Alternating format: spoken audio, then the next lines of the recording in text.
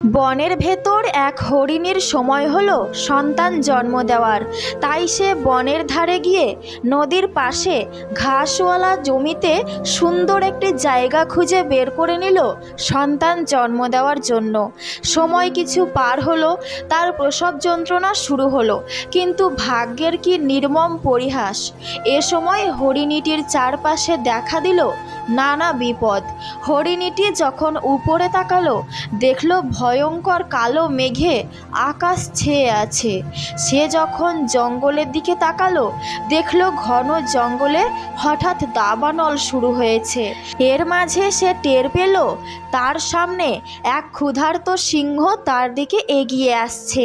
তার পিছনে ফিরে দেখল এক শিকারী তার দিকে তীর নিশানা করে আছে। নদীটাও ভীষণ খরস্রোতা। এখন সে কি করবে? দিশেহারা সময়টিতে দাবানল, নদীর স্রোত, ক্ষুধার্ত সিংহ আর নির্দয় শিকারী দিয়ে চারিদিকে ঘিরে আছে। হরিণীটি তাই চুপচাপ কিছুক্ষণ চোখ বন্ধ করে সৃষ্টিকর্তাকে স্মরণ করল। সৃষ্টিকর্তার উপর ভরসা রেখে সে সিদ্ধান্ত নিল সন্তান জন্ম দেওয়ার। বিপদ আপদ ঘটুক, সে বিশ্বাসী মনে চোখ বুজে সৃষ্টিকর্তার হাতে ছেড়ে দিল। সে অটুট রইল নিজের দায়িত্বের উপর। সাথে সাথে কিছু মিরাক্কেল ঘটল। কালো মেঘে ঢাকা আকাশে তুমুল ঝড় বৃষ্টি শুরু হলো। সেই সাথে প্রচণ্ড বজ্রপাতে শিকারীর চোখ অন্ধ হয়ে গেল। অন্ধ শিকারী তীর ছুঁড়ে দিল। সেই তীর হরিণীর পাশ কেটে সিংহের মাথায় আঘাত করল। তুমুল বৃষ্টির জলে জঙ্গলের আগুন নিভে শান্ত হয়ে গেল। হরিণীটি একটি সুস্থ ও সুন্দর শাবকের জন্ম দিল। আমাদের জীবনেও এরকম কিছু সময় আসে, চারদিক থেকে বিপদ, নিন্দা, হতাশা আর অসহযোগিতা চেপে ধরে আমাদের। কখনো কখনো এই খারাপ সময় এত শক্তিশালী মনে হয় যে আমরা পরিস্থিতির কাছে হার মেনে যাই। আত্মহত্যার কথাও চিন্তা করি, অথচ এটি ভুল। আর সেটা আমরা এই হরিণের গল্প থেকেই শিখে নিতে পারি। যখন হরিণীটির চারপাশে এত বিপদ ছিল, তবু জীবন মৃত্যু যাই আসুক, সে বিপদের আশঙ্কায় নিজের লক্ষ্য থেকে এক বিন্দু সরে যায়নি। সে তার কাজ অর্থাৎ সন্তান জন্ম দেওয়াতেই নিজের সব মনোযোগ দিয়েছে। আর তখন বাকি সব বিপদ আপদ সৃষ্টিকর্তা নিজে সমাধান করে দিয়েছেন। যখন হতাশা গ্রাস করে, নিজের উপর বিশ্বাস উঠে যায়, তখন সৃষ্টিকর্তার প্রতি অগাধ বিশ্বাস রাখবেন।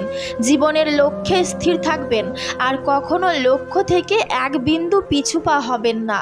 তুমি বলেছিলে মানুষ কি করে বদলে যায়। আমি সেদিন মুচকি হেসে বললাম, প্রেমিক যখন প্রাক্তন হয়। তুমি কিছুক্ষণ চুপ থেকে বললে, আমি তোমাকে ছাড়া বাঁচতে পারবো না।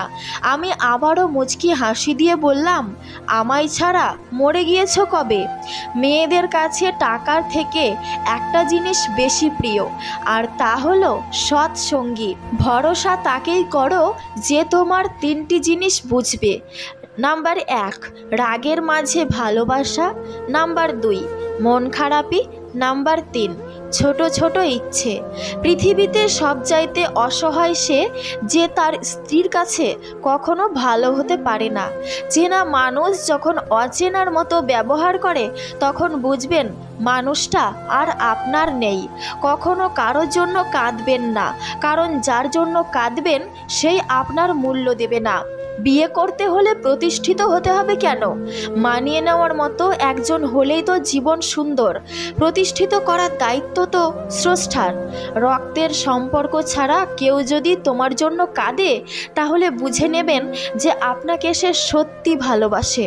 মানুষ ভালোবাসার মানুষ ছেড়ে তারা কিভাবে অপরিচিত মানুষকে বিয়ে করে, আবার একে অপরকে স্পর্শও করে।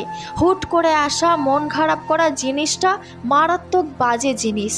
ধুম করে সবাইকে বিরক্ত লাগা শুরু হয়। কারো সাথে কথা বলতে ইচ্ছে করে না, নিজেকে অসহায় লাগে। নিজের অবস্থা দেখে নিজেরই রাগ হয়। মন খারাপ হলে মনে হয় কোথাও কেউ নেই, কোথাও কেউ থাকে না।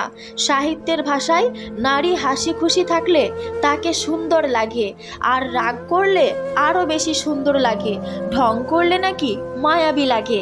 তাহলে নারীকে খারাপ লাগে কখন? সত্যি বলতে নারী পুরুষের জন্য বড় সুন্দর করে সৃষ্টি করছেন। নিজেকে সবসময় আড়ালে রাখো। তুমি কখনো কারো কাছে নিজের সবটা প্রকাশ করে পুরনো হইও না।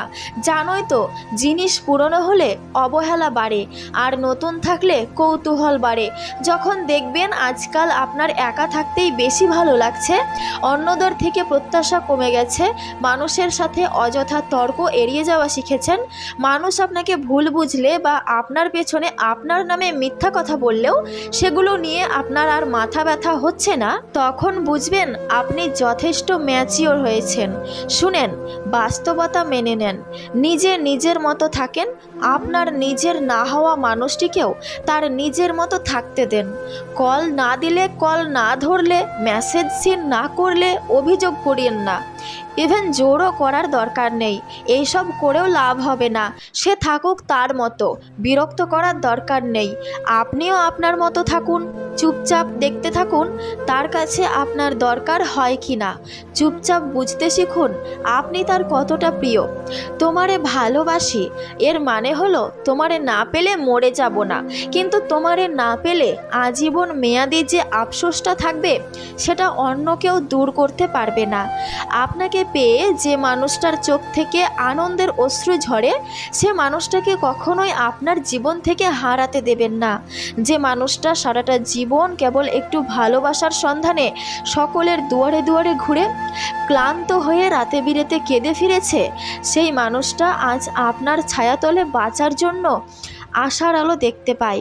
যে মানুষটা শুধু ভালো থাকার জন্য পাশে একজনকে চেয়েছিল, সে মানুষটা আজ আপনাকে আঁকড়ে ধরে তার বাকি জীবনটা হেসে খেলে পার করতে চায়।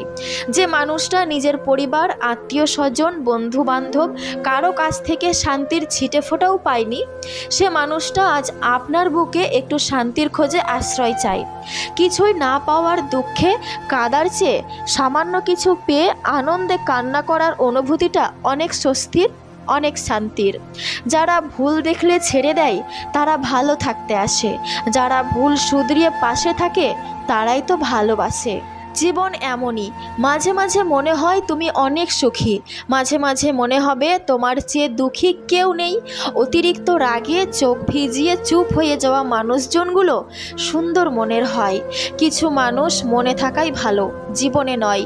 যেখানে আমার আত্মসম্মানের মূল্য নেই, আমি সেখান থেকে দূরে সরে আসি, সেটা যতই কষ্ট হোক।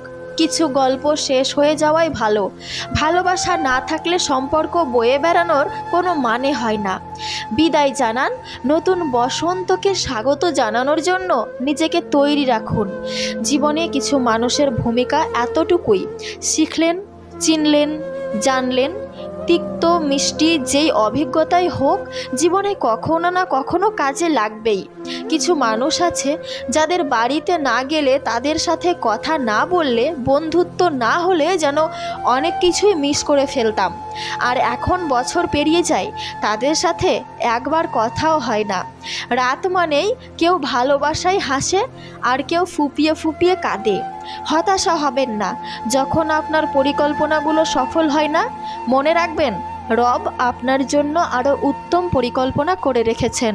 বিয়ে তাকেই করো যার মধ্যে এই 3টি গুণ থাকবে: যার চেহারা থেকে মনটা বেশি সুন্দর হবে, যার পিতা মাতা ও বংশ পরিচয় ভালো, যে নিজ ধর্মের প্রতি শ্রদ্ধাশীল। ভালো মানুষ চেনার উপায়: নাম্বার 1, সত্যবাদী হওয়া। নাম্বার 2, সমস্ত মানুষের কল্যাণ কামনা করা। নাম্বার 3, সময়ের মূল্যায়ন করা। নাম্বার 4, লোভী না হওয়া। নাম্বার 5, অপরকে কোনো সময় ছোট করে না দেখা। নাম্বার 6, মানুষকে কখনো দুর্বল জায়গায় আঘাত না করা। নাম্বার 7, কখনো কারো নিন্দা না করা। নাম্বার 8, ভালো বন্ধু গ্রহণ করা আর স্বার্থপর বন্ধু পরিত্যাগ করা।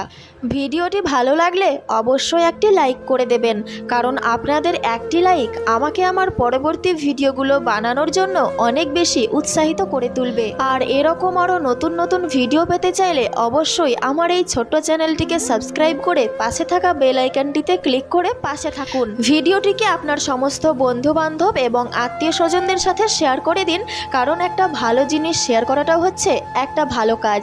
তো বন্ধুরা, তোমাদের সকলের সঙ্গে কথা হবে আবার আমার পরবর্তী নতুন কোনো ভিডিওতে। ততক্ষণ তোমরা সকলেই সুস্থ থেকো, ভালো থেকো, বিন্দাস থেকো। আর হ্যাঁ, আমার ভিডিওর মধ্যে কোনো কথা আপনাদের খারাপ অথবা ভালো লেগে থাকলে সেটি অবশ্যই আমাকে কমেন্ট বক্সের মাধ্যমে জানাবেন। সম্পূর্ণ ভিডিওটি দেখার জন্য অসংখ্য ধন্যবাদ।